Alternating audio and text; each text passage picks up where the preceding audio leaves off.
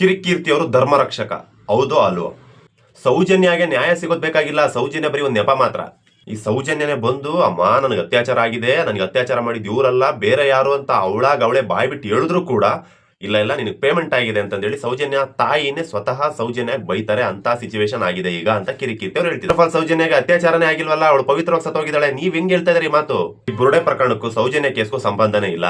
First of all ಈ ಸೌಜನ್ಯ ಕೇಸ್ನ ಹಳ್ಳ ಹಿಡಿಸಿದ್ದೇ ಸೌಜನ್ಯ ಅವರ ತಂದೆ ಚಂದಪ್ಪ ಗೌಡ ಅಂತ ಹೇಳ್ತಿದ್ದಾರೆ ಕಿರಿಕೀರ್ತಿ ಅವ್ರ ಬಗ್ಗೆ ನಾನು ಒಂದಷ್ಟು ಅವ್ರು ಮಾತಾಡಿರ್ತಕ್ಕಂಥ ಒಂದಷ್ಟು ಪಾಯಿಂಟ್ಸ್ ಗಳನ್ನ ಮಾಡಿದೀನಿ, ಅದೆಲ್ಲಾನು ಹೇಳ್ತಾ ಹೋಗ್ತೀನಿ. ಅದ್ರ ಬಗ್ಗೆ ಮಾತಾಡೋದಕ್ಕಿಂತ ನೀವೊಂದು ವಿಡಿಯೋ ಯಾವುದೋ ಒಂದು ಸಂದರ್ಶನದಲ್ಲಿ ಕೂತಾಗ ಸ್ವತಃ ಸೌಜನ್ಯ ಅವರ ತಾಯಿಗೆ ಅಣ್ಣಪ್ಪ ಸ್ವಾಮಿ ತಲೆ ಒಂದು 4 ಹೆಸರುಗಳನ್ನ ಕೊಡ್ತಾರೆ. ಅದೇ 4 ಹೆಸರುಗಳನ್ನ ರ್ಯಾಂಡಮ್ ಆಗಿ ಸೌಜನ್ಯರ ತಾಯಿ ಹೇಳ್ತಾ ಇದ್ದಾರೆ. ಅದೇ ಹೆಸರುಗಳು. ಈ ಚಿನ್ನಯ್ಯ ಇದ್ನಲ್ವಾ, ಅವನ್ನ ಕರ್ಕೊಂಡ್ ಬಂದಿದ್ದೆ ವಿಠಲ್ ಗೌಡ, ಸೌಜನ್ಯ ಅವರ ಮಾವ. ಕಿರಿಕೀರ್ತಿ ಅವರು ಧರ್ಮಸ್ಥಳದ ಪರವಾಗೂ ಇದ್ದಾರೆ, ಸೌಜನ್ಯ ಪರವಾಗೂ ಇದ್ದಾರೆ. ಸರಿ ಆಯ್ತು, ಒಪ್ಕೊಳ್ಳೋಣ. ಆದ್ರೆ ಇವರು ಸೌಜನ್ಯ ಪರವಾಗಿ ಯಾವಾಗಿಂದ ಮಾತಾಡಕ್ ಶುರು ಮಾಡಿದ್ರು ನನಗಂತೂ ಅರ್ಥ ಆಗ್ತಾ ಇಲ್ಲ. ನಮಸ್ಕಾರ ಸ್ನೇಹಿತರೆ, ನಾನು ನಿಮ್ಮ ರಘುವರ್ಯ. RVK ಸ್ಟುಡಿಯೋಸ್ಗೆ ಎಲ್ಲರಿಗೂ ಸ್ವಾಗತ ಸುಸ್ವಾಗತ. ಇವತ್ತಿನ ದಿನ ಕಿರಿಕೀರ್ತಿ ಅವರ ಒಂದೆರಡು ಸಂದರ್ಶನಗಳನ್ನ ನೋಡಿದ್ಮೇಲೆ ಒಂದಷ್ಟು ಪಾಯಿಂಟ್ಸ್ ಗಳನ್ನ ನೋಟ್ಸ್ ಮಾಡ್ಕೊಂಡೆ. ಅವ್ರು ಮಾತಾಡಿದಂತ ಮಾತುಗಳನ್ನ ಇಟ್ಕೊಂಡು ನಾನು ಮಾತಾಡಲೇಬೇಕು ಅಂತ ಅನಿಸ್ತು. ಅದಕ್ಕೆ ತುಂಬಾ ದಿನಗಳ ನಂತರ ಅವ್ರ ಬಗ್ಗೆ ವಿಡಿಯೋ ಮಾಡ್ಬೇಕಂತ ಮಾಡ್ತಾ ಇದ್ದೀನಿ. ಸೊ ಈ ವಿಡಿಯೋದಲ್ಲಿ ನಿಮ್ಗೆ ಅನ್ಸುತ್ತೆ ನನ್ನ ಕಮೆಂಟ್ಗಳಲ್ಲಿ ತಿಳಿಸಿ. ತುಂಬಾ ಲೆಂತಿ ಆಗ್ಬೋದು ವಿಡಿಯೋ, ಸೊ ಹಾಗಾಗಿ ನಾನು ಬೇಗನೆ ಮ್ಯಾಟರ್ಗೆ ಬರ್ತೀನಿ. ವಿಚಾರ ಏನಪ್ಪಾ ಅಂತಂದ್ರೆ, ನಾನು ಆರ್ ಕನ್ನಡದಲ್ಲಿ ಒಂದು ಸಂದರ್ಶನ ಕೊಟ್ಟಂತ ಕಿರಿಕೀರ್ತಿ ಅವರ ಒಂದು ವಿಡಿಯೋನ ನೋಡಿದೆ. ಅದಾದ ನಂತರ ಇನ್ನೊಂದೆರಡು ವಿಡಿಯೋಗಳನ್ನ ನೋಡಿದೆ. ಎಸ್ಪೆಷಲಿ ಆರ್ ಕನ್ನಡದ ಒಂದು ಸಂದರ್ಶನ, ಆ ಒಂದು ವಿಡಿಯೋ ನಿನ್ನೆ ಪ್ಲೇ ಆಗಿತ್ತು. ಸೊ ಆ ಒಂದು ವಿಡಿಯೋದಲ್ಲಿ ಮಾತಾಡಿರ್ತಕ್ಕಂಥ ವಿಡಿಯೋದ ಪಾಯಿಂಟ್ಸ್ಗಳನ್ನೆಲ್ಲ ನಾನು ನೋಟ್ಸ್ ಮಾಡ್ಕೊಂಡಿದ್ದೀನಿ. ಒಂದೊಂದಾಗೆ ಮಾತಾಡಿ ಅದ್ರ ಬಗ್ಗೆ ನನಗನ್ಸೋದನ್ನ ಮಾತಾಡ್ತಾ ಹೋಗ್ತೀನಿ. ಅದನ್ನ ತಪ್ಪು ಸರಿ ನಿಮಗೆ ಬಿಟ್ಬಿಡ್ತೀನಿ. ಫಸ್ಟ್ ಪಾಯಿಂಟ್ ನಾನು ನೋಟ್ಸ್ ಮಾಡಿದ್ದು, ಸೌಜನ್ಯಗೆ ನ್ಯಾಯ ಸಿಗೋದು ಬೇಕಾಗಿಲ್ಲ, ಸೌಜನ್ಯ ಒಂದು ನೆಪ ಮಾತ್ರ. ಸೌಜನ್ಯಗೆ ನ್ಯಾಯ ಸಿಗೋದು ಬೇಕಾಗಿಲ್ಲ, ಸೌಜನ್ಯ ಒಂದು ನೆಪ ಮಾತ್ರ ಅನ್ನೋದಾಗಿದ್ದಿದ್ರೆ ಇಷ್ಟೊತ್ತಿಗೆ ಆಲ್ರೆಡಿ ಸೌಜನ್ಯ ಪರ ಹೋರಾಟಗಾರರು ಅಂತ ಯಾರ್ಯಾರಿದ್ದಾರೆ ಅವ್ರು ಎಲ್ಲರೂ ಕೂಡ ಒಂದು ಲಕ್ಸುರಿಯಸ್ ಕಾರಲ್ಲಿ ಓಡಾಡ್ತಾ ಇದ್ರು. ಯಾರು ಕೂಡ ಇವತ್ತಿಗೂ ಹೆಂಗಿದಾರೋ ಹಂಗೆ ಇರ್ತಾ ಇರ್ಲಿಲ್ಲ. ಇನ್ನು ಎರಡನೇ ಪಾಯಿಂಟ್ ಬಂದ್ರೆ, ಸ್ವತಃ ಸೌಜನ್ಯನೇ ಬಂದು ಅಮ್ಮ ನನಗೆ ಅತ್ಯಾಚಾರ ಮಾಡಿದ್ದು ಇವರಲ್ಲ, ಅತ್ಯಾಚಾರ ಮಾಡ್ಕೊಂತಿದ್ದು ಇವರು ಅಂತ ಯಾರು ಸೌಜನ್ಯನೇ ಬಾಯ್ಬಿಟ್ಟು ಹೇಳಿದ್ರು ಕೂಡ ಸೌಜನ್ಯ ಅವರ ತಾಯಿನೇ ಬಂದ್ಬಿಟ್ಟು ಇಲ್ಲ ನಿನಗೆ ಪೇಮೆಂಟ್ ಆಗಿದೆ ಅಂತ ಹೇಳ್ತಾರೆ ಅಂತ ಹೇಳ್ತಿದ್ದಾರೆ. ಸೊ ಈ ಮಾತಲ್ಲಿ ಒಂದು ಪಾಯಿಂಟ್ ಅನ್ನ ಕೇಳ್ತೀನಿ ಕಿರಿಕೀರ್ತಿ ಅವ್ರಿಗೆ. ಫಸ್ಟ್ ಆಫ್ ಆಲ್, ಸೌಜನ್ಯ ಎದ್ದು ಬಂದ್ಬಿಟ್ಟು ನನಗೆ ಅತ್ಯಾಚಾರ ಮಾಡಿ ಕೊಂದಿದ್ದು ಅಂತ ಸೌಜನ್ಯ ಯಾಕೆ ಹೇಳ್ತಾಳೆ? ಯಾಕಂದ್ರೆ ಸೌಜನ್ಯ ಪವಿತ್ರವಾಗಲ್ವಾ ಸತ್ತೋಗಿರೋದು, ಇದನ್ನ ನೀವೇ ಹೇಳಿದಿರಾ. ಮತ್ತೆ ಯಾಕೆ ಸೌಜನ್ಯ ಬಂದ್ಬಿಟ್ಟು ಅಮ್ಮ ನನಗೆ ಅತ್ಯಾಚಾರ ಮಾಡಿ ಕೊಂದಿದ್ದು ಇವ್ರು ಅಂತ ಸೌಜನ್ಯ ಯಾಕೆ ಹೇಳ್ತಾಳೆ? ಅವಳು ಪವಿತ್ರವಾಗಿ ತಾನೇ ಸತ್ತೋಗಿರೋದು, ಮತ್ತೇನಕ್ಕೆ ಹೇಳ್ತಾಳೆ? ಆ ಒಂದು ಮಾತು ಯಾಕೋ ತಪ್ಪು ಅನ್ನಿಸ್ತು, ಅದಕ್ಕೋಸ್ಕರ ಅದನ್ನ ಪ್ರಶ್ನೆ ಮಾಡಿದೆ. ಸೌಜನ್ಯ ಬಂದು ಅತ್ಯಾಚಾರ ಮಾಡಿದ್ದು ಇವರಲ್ಲ ಇವರು ಅಂತ ಹೇಳೋದಿಲ್ಲ. ಯಾಕಂದ್ರೆ ಪಾಪ ಅವಳು ಆಗಿಲ್ವಲ್ಲ ಸರ್, ಅವಳು ಪವಿತ್ರವಾಗಿ ಸತ್ತೋಗಿರೋದು.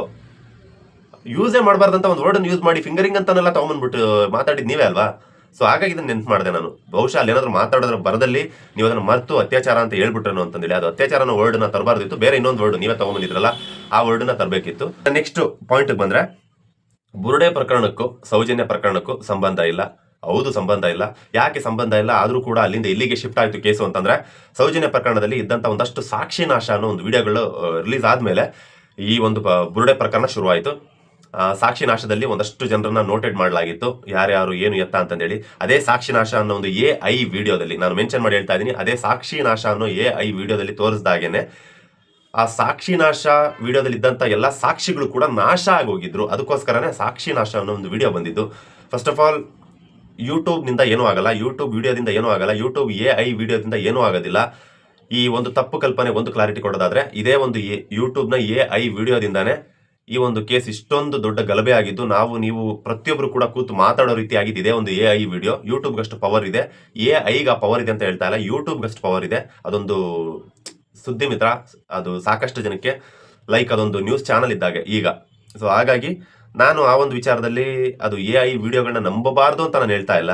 ಬಟ್ ಆ ಒಂದು ವಿಚಾರದಲ್ಲಿ ಸಾಕ್ಷಿನಾಶ ವಿಡಿಯೋ ಬಂದ ಮೇಲೆನೆ ಅಲ್ವಾ ಚಿನ್ನಯ್ಯನ ಒಂದು ಪ್ರಕರಣ ಬಂದಿದ್ದು. ಚಿನ್ನಯ್ಯನ ಪ್ರಕರಣ ಬಂದ ಮೇಲೆ SIT ತನಿಖೆ ಹೋಗೋ ರೇಂಜಿಗೆ ಅದು ಹೋಗಿದ್ದು.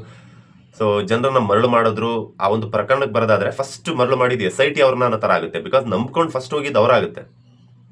ಕರ್ಕೊಂಡು ಬಂದವ್ರು ಯಾರು ಏನು ಎತ್ತ ನಮಗೂ ಗೊತ್ತಿಲ್ಲ, ನಿಮಗೂ ಗೊತ್ತಿಲ್ಲ. ಎಲ್ಲರೂ ಕೂಡ ದೂರದಲ್ಲಿದ್ದವ್ರೆ, ಎಲ್ಲರೂ ಕೂಡ ದೂರದಲ್ಲಿದ್ದವ್ರೇನೆ, ಅಲ್ಲಿದ್ದವ್ರು ಯಾರೂ ಅಲ್ಲ. ಆದ್ರೆ ಈ ನಂಬ್ಕೊಂಡು ಫಸ್ಟ್ ಹೋದ ತಕ್ಷಣ ಒಂದು ಬುರುಡೆ ಏನು ತಗೊಂಡು ಹೋದ ಭೀಮಾ, ಆ ಒಂದು ಬುರುಡೆನೆ ಫಸ್ಟ್ ಅವರು ತನಿಖೆ ಮಾಡಿಬಿಟ್ಟು ಆಮೇಲೆ ಅವ್ರ ಕಾಡು ಒಳಗಡೆ ಹೋಗ್ಬೋದಾಗಿತ್ತು.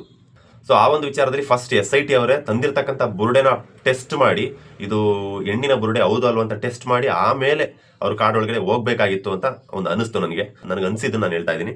ನೆಕ್ಸ್ಟ್ ಒಂದು ಪಾಯಿಂಟ್ ನನಗೆ ಬಂದ್ರೆ, ಸಮೀರ್ ಶುರುವಿನಲ್ಲಿ ಸಾವಿರಾರು ಅಲ್ಲಿ ಹೆಣಗಳಿದೆ, ಸಾವಿರಾರು ಶವಗಳಿದೆ ಅಂತ ಮಾತಾಡ್ತಾ ಇದ್ರು. But end of the day final ವಿಡಿಯೋಗೆ ಬರೋ ಅಷ್ಟರಲ್ಲಿ ಧರ್ಮಸ್ಥಳದ ನಕಲಿ ದೇವಮಾನವರನ್ನ ಕೆಳಗೆ ಉರುಳಿಸೋದೆ ನಮ್ಮ ಗುರಿ ಅನ್ನೋ, ನಮ್ಮ ಉದ್ದೇಶ ಅನ್ನೋ ಒಂದು ಮಟ್ಟಕ್ಕೆ ಹೋಯ್ತು ಅಂತಂದೇಳಿ. ಆ ಒಂದು ಪ್ರಕರಣಕ್ಕೆ ನಮಗೂ ಸಂಬಂಧ ಇಲ್ಲ. ಬಿಕಾಸ್ ಏನಕ್ಕೆ ಅಂತಂದ್ರೆ ಅದು ಅವರವರ ಒಂದು, ಈಗ ಅವ್ರು ವಿಡಿಯೋ ಮಾಡಿದ್ರು, ಯಾರ ವಿರುದ್ಧ ವಿಡಿಯೋ ಮಾಡಿದ್ರು, ದೊಡ್ಡವ್ರ ವಿರುದ್ಧ ವಿಡಿಯೋ ಮಾಡಿದ್ರು. ನಾನು ಪ್ರತಿ ವಿಡಿಯೋಗಳಲ್ಲೂ ದೊಡ್ಡವ್ರು ಅಂತ ತಗೊಂಡಿದ್ದೀನಿ, ನನಗೆ ಅದು ಅಭ್ಯಾಸ ಆಗಿದೆ.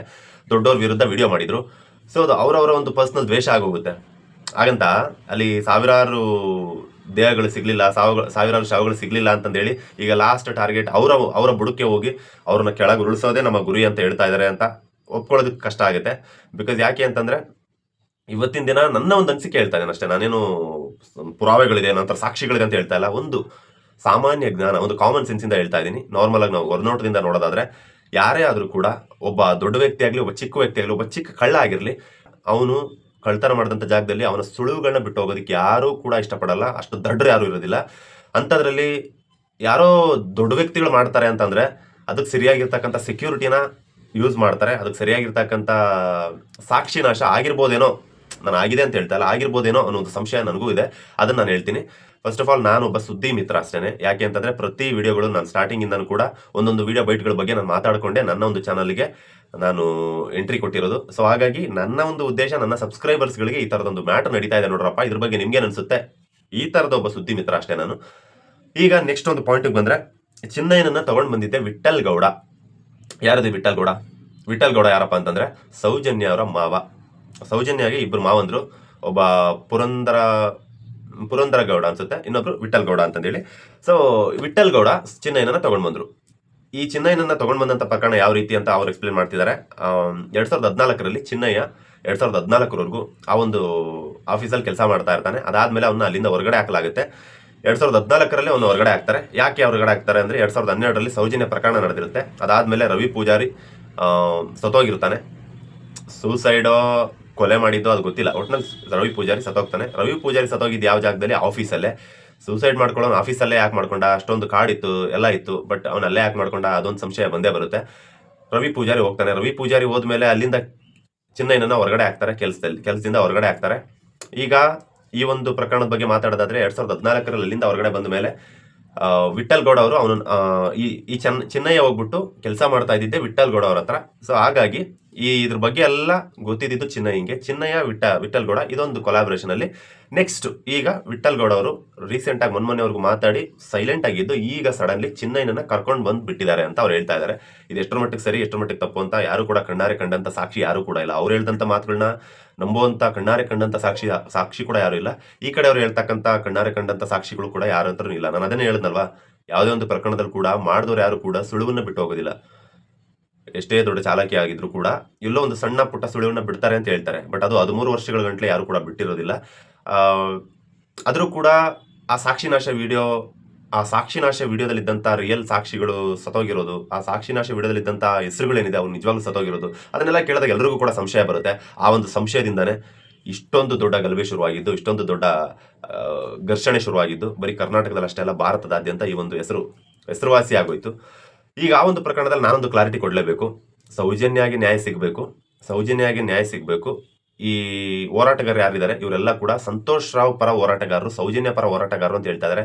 ನಾನು ಓಪನ್ ಆಗಿ ಹೇಳ್ತೀನಿ, ನನ್ನ ವಿಡಿಯೋದಲ್ಲಿ ಎಲ್ಲೂ ಕೂಡ ನಾನು ಒಂದು ಸಲ ಕೂಡ ನಾನು ಸಂತೋಷ್ ರಾವ್ ಪರ ಹೋರಾಟಗಾರ ಅಂತ ಹೇಳಿಲ್ಲ. ಜಸ್ಟಿಸ್ ಫಾರ್ ಸೌಜನ್ಯ ಪರ ಹೋರಾಟಗಾರ ಅಂತ ಹೇಳಿದ್ದೀನಿ. ಅವ್ರು ಹೇಳಿದಂಥ ಮಾತು ನನಗೆ ಸಂಬಂಧಪಟ್ಟಿಲ್ಲ. ಆದರೂ ಕೂಡ ನನ್ನ ಕಡೆಯಿಂದ ಒಂದು ಕ್ಲಾರಿಟಿ ಕೊಡ್ತಾ ಇದ್ದೀನಿ. ಸಂತೋಷ್ ರಾವ್ ಪರ ಹೋರಾಟಗಾರ ನಾನಲ್ಲ, ಸೌಜನ್ಯ ಪರ ಹೋರಾಟಗಾರ ನಾನು. ನನ್ನ ವಿಡಿಯೋದಲ್ಲಿ ಪ್ರತಿ ವಿಡಿಯೋದಲ್ಲೂ ನಾನು ಅದನ್ನೇ ಹೇಳಿರೋದು. ಈಗ ಆ ಒಂದು ವಿಚಾರ ಕ್ಲಾರಿಟಿ ಕೊಡೋದಾದ್ರೆ, ಧರ್ಮಸ್ಥಳಕ್ಕೆ ಈ ಸಂತೋಷ್ ರಾವ್ ಪರ ಹೋರಾಟಗಾರರು ಯಾರಿದ್ದಾರೆ ಇವರೆಲ್ಲ ಕೂಡ ಧರ್ಮ ವಿರೋಧಿಗಳಾಗ್ತಾರೆ, ಧರ್ಮಸ್ಥಳದ ವಿರೋಧಿಗಳಾಗ್ತಾರೆ. ಅವರ ಉದ್ದೇಶ ಒಂದೇನೆ, ಈ ನಕಲಿ ದೇವಮಾನವರನ್ನ ಕೆಳಗೆ ಉಳಿಸೋದೇ ಅವರ ಒಂದು ಗುರಿ ಅಂತ ಅವ್ರು ಹೇಳ್ತಾ ಇದ್ದಾರೆ. ಆ ಒಂದು ಮಾತಿಗೆ ನನ್ನ ಕಡೆಯಿಂದ, ನಾನು ಬೇರೆ ಯೂಟ್ಯೂಬರ್ಸ್ ಗೊತ್ತಿಲ್ಲ, ನನ್ನ ಕಡೆಯಿಂದ ಕ್ಲಾರಿಟಿ ಕೊಡೋದಾದ್ರೆ ನಾನು ನಿಜ ಹೇಳ್ತೀನಿ ಕೇಳಿ. ಸೌಜನ್ಯ ಪರ ಹೋರಾಟಗಾರ ಅನ್ನೋದು ಒಂದು. ನೆಕ್ಸ್ಟ್ 2ನೇ ಪಾಯಿಂಟ್ಗೆ ಬಂದ್ರೆ, ಅಣ್ಣಪ್ಪ ಸ್ವಾಮಿ, ಮಂಜುನಾಥ ಸ್ವಾಮಿನ ನಂಬಿಕೊಳ್ಳಿ ಅಂತಾನು ಹೇಳ್ತೀನಿ. ಪ್ರತಿ ವಿಡಿಯೋ ನಾನು ಆಲ್ಮೋಸ್ಟ್ ಕೆಲವು ವಿಡಿಯೋಗಳಲ್ಲೂ ಹೇಳಿದ್ದೀನಿ. ದೈವ ನೋಡಿದ್ರೆ ಎಲ್ಲ ಆಗುತ್ತೆ. ಎಲ್ಲ ಒಂದು ಕೆಲಸಕ್ಕೂ, ಯಾವುದೇ ಒಂದು ಕೆಲಸಕ್ಕೂ ದೈವ ಬಲ ತುಂಬಾ ಇಂಪಾರ್ಟೆಂಟು. ದೈವ ನಮ್ಮ ಜೊತೆಗಿದ್ರೆ ಎಲ್ಲ ಕೂಡ ಆಗುತ್ತೆ. ಧೈರ್ಯವಾಗಿ ಹೆಜ್ಜೆ ಇಡ್ತಾರೆ ಅಂತಂದೇಳಿ ಸಾಕಷ್ಟು ಪುರಾವೆಗಳಿದೆ. ಈ ಒಂದು ವಿಚಾರಕ್ಕೆ ಬಂದ್ರೆ, ಅಣ್ಣಪ್ಪ ಸ್ವಾಮಿ, ಮಂಜುನಾಥ ಸ್ವಾಮಿನ ನಂಬಿಕೊಳ್ಳಿ, ಆ ಒಂದು ನಂಬಿಕೆನೇ ಸೌಜನ್ಯಗೆ ನ್ಯಾಯ ಕೊಡಿಸುತ್ತೆ ಅಂತಲೂ ಹೇಳ್ದವ್ ನಾನೇ. ಹಂಗಾದ್ರೆ ಆ ದೇವರನ್ನು ಕೂಡ ನಾನು ನಂಬ್ತೀನಿ, ಸೌಜನ್ಯಗೂ ಕೂಡ ನ್ಯಾಯ ಸಿಗುತ್ತೆ ಅಂತಲೂ ನಂಬ್ತೀನಿ. ಯಾಕೆ ಅಂತಂದರೆ ಆ ದೇವರನ್ನ ನಂಬ್ತಾ ಇರೋದಕ್ಕೇನೆ ಸೌಜನ್ಯಗೆ ನ್ಯಾಯ ಸಿಗುತ್ತೆ ಅಂತ ನಾನು ನಂಬಿದ್ದೀನಿ.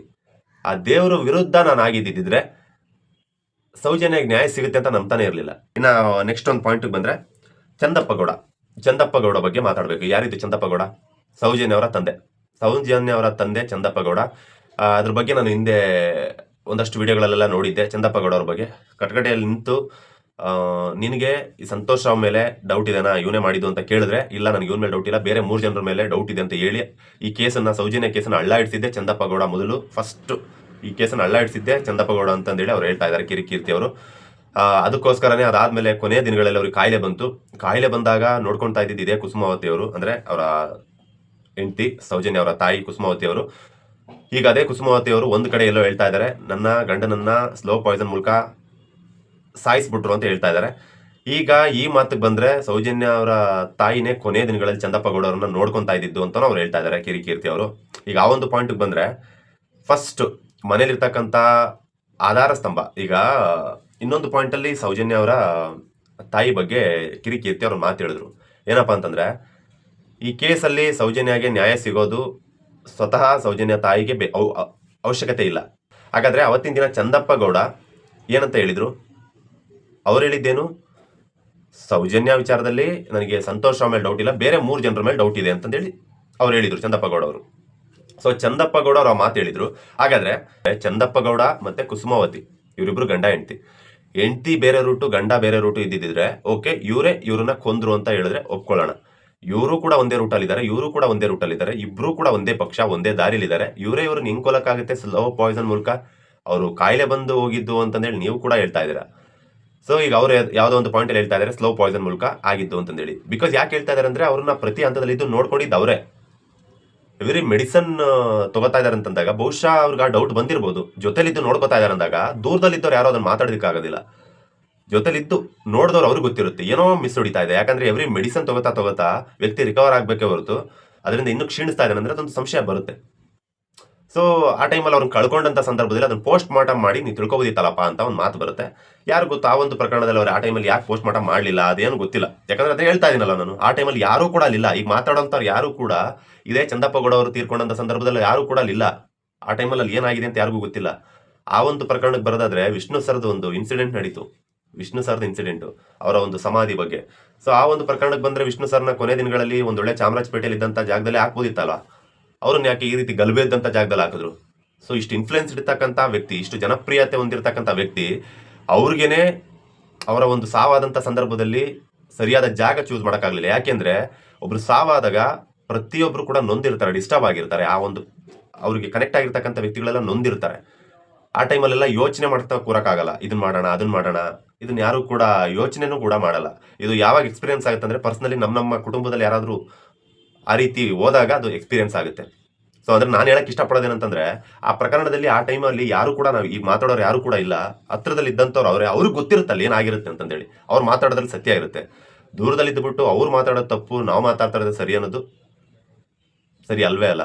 ಇನ್ನು ನೆಕ್ಸ್ಟ್ ಪಾಯಿಂಟ್ಗೆ ಬಂದ್ರೆ, ಅಣ್ಣಪ್ಪ ಸ್ವಾಮಿ ಧರ್ಮಸ್ಥಳದಲ್ಲಿ ತೆಗೆದಂಥ ಗುಂಡಿಗಳಲ್ಲಿ ಏನೂ ಸಿಗೋದಕ್ಕೆ ಬಿಡಲಿಲ್ಲ. ಯಾಕೆ ಅಂತಂದ್ರೆ ಅಣ್ಣಪ್ಪ ಸ್ವಾಮಿ ಗೊತ್ತು ತನ್ನ ಕ್ಷೇತ್ರವನ್ನು ಯಾವ ರೀತಿ ಕಾಪಾಡ್ಕೋಬೇಕು ಅಂತ. ಈ ಮಾತನ್ನು ನಾನು ಒಪ್ಕೋತೀನಿ. ಬಿಕಾಸ್ ಅಣ್ಣಪ್ಪ ಸ್ವಾಮಿಯ ಪವರ್ ನನಗೂ ಕೂಡ, ನಾವು ಚಿಕ್ಕ ವಯಸ್ಸಿಂದ ಕೇಳಿ ಬೆಳೆದವರು, ನಮ್ಮ ತಂದೆ ತಾಯರೆಲ್ಲರೂ ಕೂಡ, ಧರ್ಮಸ್ಥಳದ ಭಕ್ತರು ಕೂಡ, ಅದ್ರ ಬಗ್ಗೆ ನಾನು ಒಪ್ಕೋತೀನಿ. ಈಗ ಇದೇ ಪಾಯಿಂಟ್ಗೆ ಬಂದ್ರೆ, ನೀವು ಎರಡು ಕಡೆ ಅಣ್ಣಪ್ಪ ಸ್ವಾಮಿ ಹೆಸರನ್ನ ಎತ್ತಿದ್ರಿ. ಎಲ್ಲಿ ಅಂತಂದ್ರೆ, ಒಂದು ನೋಡಿ, ಯಾವುದೋ ಒಂದು ಸಂದರ್ಶನದಲ್ಲಿ ಕೂತಾಗ ಸೌಜನ್ಯ ಅವರ ತಾಯಿನೇ ಹೇಳ್ತಾ ಇದ್ದಾರೆ, ಅಣ್ಣಪ್ಪ ಸ್ವಾಮಿ ನನಗೆ ಒಂದು 4 ಹೆಸರುಗಳನ್ನ ಕೊಟ್ಟರು, ಆ 4 ಹೆಸರುಗಳನ್ನ ನಾನು ಹೇಳ್ದೆ ಅಂತಂದೇಳಿ ಹೇಳಿದ್ರು. ಸೊ ಅಣ್ಣಪ್ಪ ಸ್ವಾಮಿ ಸೌಜನ್ಯ ಅವರ ತಾಯಿಗೆ ರ್ಯಾಂಡಮ್ ಆಗಿ 4 ಹೆಸರುಗಳನ್ನ ಒಂದು ಸಂದರ್ಶನದಲ್ಲಿ ಕೊಡ್ತಾರೆ. ಸೊ ಅದು ಅಣ್ಣಪ್ಪ ಸ್ವಾಮಿಯ ಪವರ್ ಅಂತ ನಾವು ನಂಬಬಾರದು. ಯಾಕೆ ಅಂತಂದ್ರೆ, ಯಾರು ಆರೋಪಿಗಳು ಅಂತಂದೇಳಿ ಸೌಜನ್ಯ ಅವರ ತಾಯಿಗೆ ಸ್ವತಃ ಯಾರಿಗೆ ಅತ್ಯಾಚಾರ ಆಗಿದೆ ಅವರ ತಾಯಿಗೇನೆ ಅಣ್ಣಪ್ಪ ಸ್ವಾಮಿ ಈ 4 ಜನ ಮಾಡಿದ್ದಾರೆ ಅಂತಂದೇಳಿ ಅವರ ತಲೆಗೆ ಹೆಸರನ್ನ ಕೊಡ್ತಾರೆ. ಅಷ್ಟು ಪವರ್ಫುಲ್ ಆಗಿರ್ತಕ್ಕಂಥ ದೇವರು ಅಣ್ಣಪ್ಪ ಸ್ವಾಮಿ. ಈ ಮಾತನ್ನ ನಂಬಬಾರದು. ಆದ್ರೆ ಅದೇ ಅಣ್ಣಪ್ಪ ಸ್ವಾಮಿ ಧರ್ಮಸ್ಥಳದಲ್ಲಿ ತೆಗೆದಂತ ಎಷ್ಟೋ ಗುಂಡಿಗಳಲ್ಲಿ ಏನೂ ಸಿಗ್ಲಿಲ್ಲ. ಯಾಕೆ ಅಂತಂದ್ರೆ, ಅದು ಎಸ್ಪೆಷಲಿ UDR ಆಗಿರ್ತಕ್ಕಂಥ ಜಾಗಗಳಲ್ಲಿ ಎಸ್ಪೆಷಲಿ ಅಲ್ಲಿ ಸಿಗ್ಲೇಬೇಕು ಮೂಳೆಗಳು. ಯಾಕೆ ಅಂತಂದ್ರೆ ಅಲ್ಲಿ ಇದ್ದಂತ ಎಷ್ಟೋ ಜನರು ಹೇಳಿದ್ದಾರೆ, ಅಲ್ಲಿ ಪೋಸ್ಟ್ ಮಾರ್ಟಮ್ ಮಾಡಿದಂತ ಎಷ್ಟೋ ಜನ ಹೇಳಿದ್ದಾರೆ ಇಲ್ಲೇ ಆಗಿದೆ ಅಂತಂದೇಳಿ. ಆದ್ರೂ ಕೂಡ ಅಲ್ಲಿ ಮೂಳೆಗಳು ಸಿಕ್ಲಿಲ್ಲ. ಯಾಕೆ ಸಿಕ್ಕಿಲ್ಲ ಅಂತಂದ್ರೆ ಅದು ಅಣ್ಣಪ್ಪ ಸ್ವಾಮಿಯ ಪವರ್ ಅಂತಂದೇಳಿ. ಅಲ್ಲಿ ಮೂಳೆಗಳು ಸಿಕ್ಕಿಲ್ಲ ಅಂದಾಗ ಅಣ್ಣಪ್ಪ ಸ್ವಾಮಿಯ ಪವರ್ ಅಂತ ನಾವು ನಂಬಬೇಕು. ಆದ್ರೆ ಇಲ್ಲಿ ಕುಸುಮಾವತಿ ಅವರಿಗೆ 4 ಹೆಸರುಗಳನ್ನ ಜಸ್ಟ್ ನೆನಪು ಮಾಡೋ ರೀತಿ, ಜಸ್ಟ್ ತಲೆಗೆ ಬರೋ ರೀತಿ ಮಾಡಿದ್ದು ಅಣ್ಣಪ್ಪ ಸ್ವಾಮಿಯ ಪವರ್ ಅಲ್ಲ ಅಂತ ನಾವು ನಂಬಬಾರ್ದು. ಇದು ಯಾವ ರೀತಿ ನ್ಯಾಯ ಇದು? ಅಲ್ಲಿರೋದು ಕೂಡ ಅಣ್ಣಪ್ಪ ಸ್ವಾಮಿ, ಅಲ್ಲಿ ಇದ್ದಂತ ಮೂಳೆಗಳನ್ನೇ ಅಣ್ಣಪ್ಪ ಸ್ವಾಮಿ ಮಾಯ ಮಾಡ್ತಾರೆ, ಅಷ್ಟು ಪವರ್ ಇದೆ ಅಂತ ನಾವು ನಂಬ್ತಾ ಇದೀವಿ ಅಂದ್ಮೇಲೆ ಅವತ್ತಿನ ದಿನ ಸಂದರ್ಶನದಲ್ಲಿ ಕೂತಾಗ 4 ಹೆಸರುಗಳನ್ನ ಅಣ್ಣಪ್ಪ ಸ್ವಾಮಿ ಸೌಜನ್ಯ ಅವರ ತಾಯಿಗೆ ತಲೆಗೆ ಬರೋ ರೀತಿ ಮಾಡಿದ್ದಾರೆ. ಇದು ಕೂಡ ಅಣ್ಣಪ್ಪ ಸ್ವಾಮಿ ಪವರ್ ಅಂತ ನಂಬಬಹುದಲ್ಲ? ಪಾಸಿಬಲ್ ಇದೆಯಲ್ಲ? ಇದು ನೀವು ಹೇಳಿದಂತ ಮಾತು ಪ್ರಕಾರನೇ. ಇನ್ನು ನೆಕ್ಸ್ಟ್ ಪಾಯಿಂಟ್ಗೆ ಬಂದ್ರೆ, ಓಕೆ, ಪೇಮೆಂಟ್ ಗಿರಾಕಿ ಅನ್ನೋ ವಿಚಾರಕ್ಕೆ ಬಂತೀವಿ. ಪೇಮೆಂಟ್ ಗಿರಾಕಿ ಅಂತಂದೇಳಿ ಪಾಯಿಂಟ್ಗಳು ಫಸ್ಟ್ ನಾನು ಕೇಳ್ಪಟ್ಟಿದ್ದೆ ಅವರ ಒಂದು ವಿಡಿಯೋದಲ್ಲಿ, ಕಿರಿಕೀರ್ತಿ ಅವ್ರ ವಿಡಿಯೋದಲ್ಲೇ ನಾನು ಫಸ್ಟ್ ಕಾಮೆಂಟ್ಸ್ಗಳನ್ನ ನೋಡಿದ್ದು. ಯಾಕೆ ಅಂತಂದ್ರೆ ಪ್ರತಿಯೊಬ್ರು ಕೂಡ ಒಂದು ರೂಟಲ್ಲಿ ಹೋಗ್ತಾ ಇದ್ರೆ ಅವರು ಒಂದು ಆಪೋಸಿಟ್ ರೂಟಲ್ಲಿ ಬಂದ್ರು. ಯಾಕೆ ಅಂತಂದ್ರೆ ಫಸ್ಟ್ ಒಂದು ಕೇಸ್ ನಾನು ನೋಡಿದಾಗ ಇದ್ದಿದ್ದು ಸೌಜನ್ಯಗೆ ನ್ಯಾಯ ಸಿಗಬೇಕು ಅನ್ನೋ ಪರವಾಗೇ ಇದ್ದಿದ್ದು, ಅಲ್ಲಿವರೆಗೂ ಇದ್ದಿದ್ದು. ಬಿಟ್ರೆ ಯಾರು ಅಪರಾಧಿಗಳು ಅವ್ರ ಪರವಾಗಿತ್ತು. ಯೂಶಲಿ ನಾವು ಈಗ ಈ ಒಂದು ಪ್ರಕರಣದಲ್ಲಿ ಮಾತಾಡ್ಬೇಕು ಅಂತಂದ್ರೆ ಮೈಸೂರಲ್ಲಿ ಒಂದು ಘಟನೆ ನಡೆದಿದೆ ಅಂತಂದ್ರೆ ಮೈಸೂರಲ್ಲೇ ನಡೆದಿದೆ ಅಂತ ಹೇಳ್ಬೇಕೆ ಹೊರತು ಮಂಡ್ಯದಲ್ಲಿ ನಡೆದಿದೆ ಅಂತ ಹೇಳಕ್ಕಾಗಲ್ಲ. ಬೆಂಗಳೂರಲ್ಲಿ ನಡೆದಿದೆ ಅಂದ್ರೆ ಬೆಂಗಳೂರಲ್ಲಿ ನಡೆದಿದೆ ಅಂತ ಹೇಳ್ಬೇಕೆ ಹೊರತು ಬೆಂಗಳೂರಿನ ಈ ವ್ಯಕ್ತಿ ಅಂತ ಹೇಳ್ಬೇಕೆ ಹೊರತು ಇಲ್ಲ ಆಕ್ಚುಲ್ ಆಗಿ ತುಮಕೂರು ಪಕ್ಕದಲ್ಲಿ ಒಂದು ಊರು ಇದೆಯಲ್ಲ ದೊಡ್ಡ ಸಿಟಿ, ಆ ಸಿಟಿಲಿ ಇರ್ತಕ್ಕಂಥ ದೊಡ್ಡ ವ್ಯಕ್ತಿ ಅಂತ ಈ ರೀತಿ ಇಂಡೈರೆಕ್ಟ್ ಆಗಿ ಹೇಳಕ್ಕಾಗಲ್ಲ.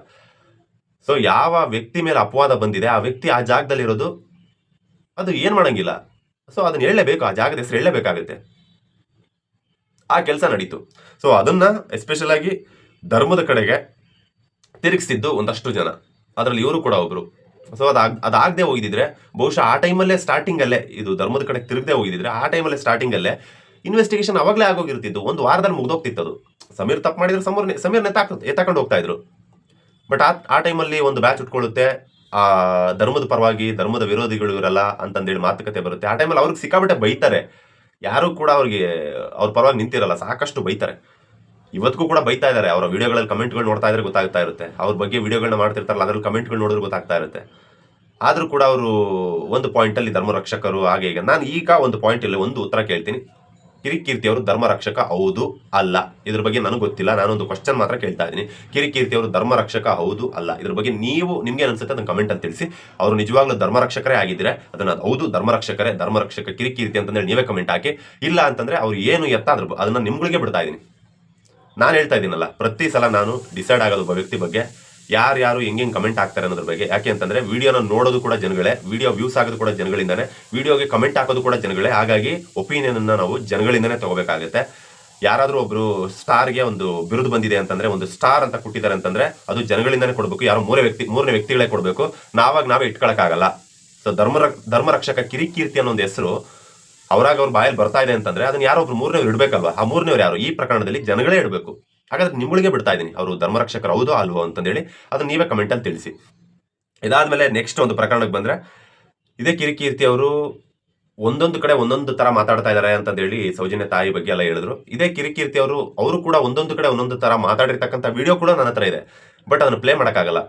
ಸೊ ಅದನ್ನ ನೀವು ನನಗೆ ಪರ್ಸನಲಿ ಮೆಸೇಜ್ ಹಾಕಿ ನಾನು ನಿಮ್ಗೆ ಕಳಿಸ್ಕೊಡ್ತೀನಿ. ಅವರು ಮಾತಾಡಿರ್ತಕ್ಕಂಥ, ಅಂದ್ರೆ ನಾನೇನು ಸ್ಪೆಷಲ್ ಆಗಿ ಏನೋ ಕದ್ದು ಮುಚ್ಚಿ ಮಾತಾಡೋದು ಹೇಳ್ತಾ ಇಲ್ಲ. ಅವರ ವಿಡಿಯೋಗಳಲ್ಲೇ ಅವರು ಇಲ್ಲೊಂದ್ ತರ ಮಾತಾಡಿರೋದು, ಅಲ್ಲೊಂದ್ ತರ ಮಾತಾಡಿರೋದು, ಆ ತರದ ವಿಡಿಯೋಗಳು ಕೂಡ ಇದೆ. ಯಾರನ್ನ ನಂಬಬೇಕು ಯಾರನ್ನ ಬಿಡ್ಬೇಕು ಯಾವುದು ಗೊತ್ತಿಲ್ಲ. ನಾನು ಹೇಳೋದೇನಂತಂದ್ರೆ, ಮೂರನೇ ವ್ಯಕ್ತಿಗಳು ಯಾರು ಮಾತಾಡಬಾರ್ದು ಅನ್ನೋದಾದ್ರೆ, ಈ ಪ್ರಕರಣದಲ್ಲಿ ಭಾಗಿಯಾಗಿರೋ ಎಲ್ಲರೂ ಕೂಡ ಮೂರನೇ ವ್ಯಕ್ತಿಗಳೇ. ಅಲ್ಲಿ ಕಣ್ಣಾರೆ ಹತ್ರದಿಂದ ನೋಡಿದವರು ಅಂದ್ರೆ ಎಲ್ಲ ಕೂಡ ಅಲ್ಲಿ ಅವರೇ.